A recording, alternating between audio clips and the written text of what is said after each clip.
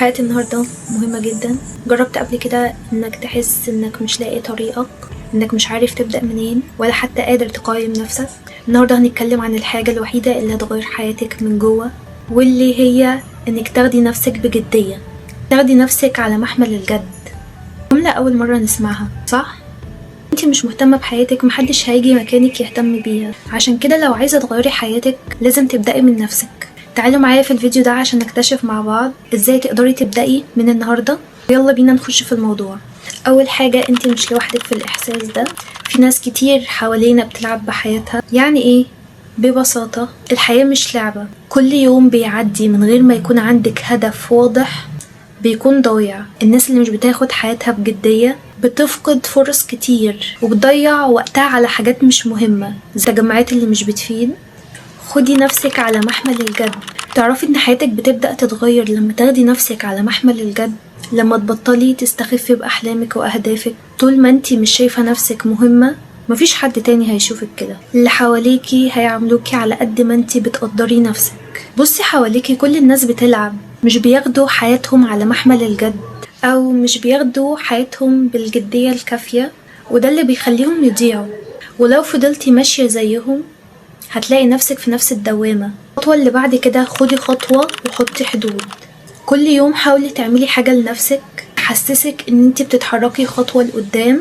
متبقيش زي اللي بيقعدوا بالساعات يضيعوا وقتهم على ان هم يتفرجوا على حاجات ملهاش لازمة او على السوشيال ميديا، وفي الاخر يشتكوا ان هم مش ناجحين. استثمري وقتك في نفسك، اقري كتاب، اتمرني، اكتبي احلامك وخططي ازاي توصلي لها وازاي تحققيها. طب والحدود؟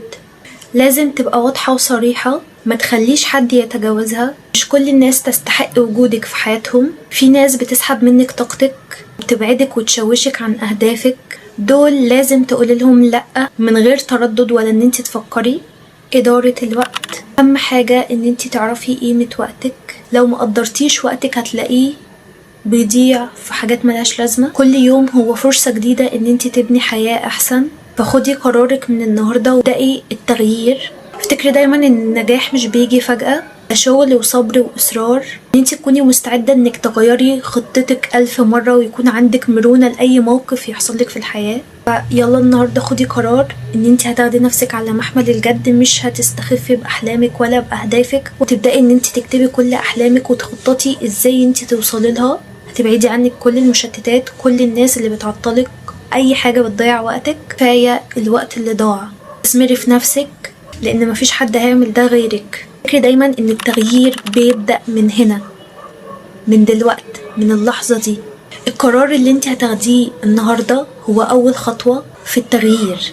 اعرفي انك لما تبدأي تتحركي هتلاقي ان الحياة بدأت تبصلك بشكل مختلف. النجاح مش بيجي فجأة. ان انت تشتغلي على نفسك، ان انت تكوني مش قادرة تعملي حاجة بس مستمرة انك تعمليها ومصممة انك توصلي، بغض النظر عن كل المشاكل اللي بتحصل وكل الحاجات اللي بتعطلك. انت مصممة ان انت تستمري عشان توصلي، مش هتبطلي لحد ما توصلي. انت مش هتشوفي كل الحاجات اللي بتحصل دي، انت شايفة هدفك وبس وماشية عليه.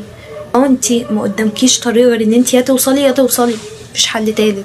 لو انت مش هتاخدي قرار التغيير بنفسك مفيش حد هيجي ويطلعك من القاع يوقعوا فيكي، لان مش من مصلحتهم انك تكوني احسن منهم او انت تفوقي لنفسك وان انت تبصي لنفسك وتنجحي. مثلا مش عايزه حد يفكرني ان انا كسلانه، ان انا مش قادره اتحرك لهدفي، ان انا فلاقي واحده بتتحرك وبتروح وبتحقق احلامها. مش من مصلحتي. اللي هو خليكي معانا، يعني ضيعي وقت. مفيش حد عليكي اكتر من نفسك. عرفي مصلحتك وابدأي اتحركي. وده بيكون تفكيرهم. انتي بتظهري عيوبهم بنجاحك، بان انتي مستمرة. فهتلاقي حاجات كتيرة حواليكي بتعطلك، طبيعي تعطلك. كل المشتتات والناس دي من حياتك. في منهم مش هتعرفي تشيليهم من حياتك، بس على الاقل ما تسمع لهمش. معلش يا جماعة اندمجت شوية عشان انا شفت منهم كتير اوي. بشكر كل اللي كملوا الفيديو للاخر.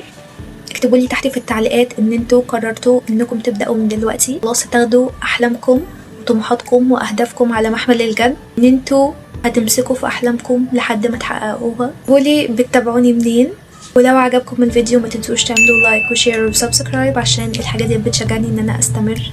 اكتبوا لي برضو تحت في التعليقات عايزين فيديوهات ايه، ويلا اشوفكم في فيديو جديد. باي باي.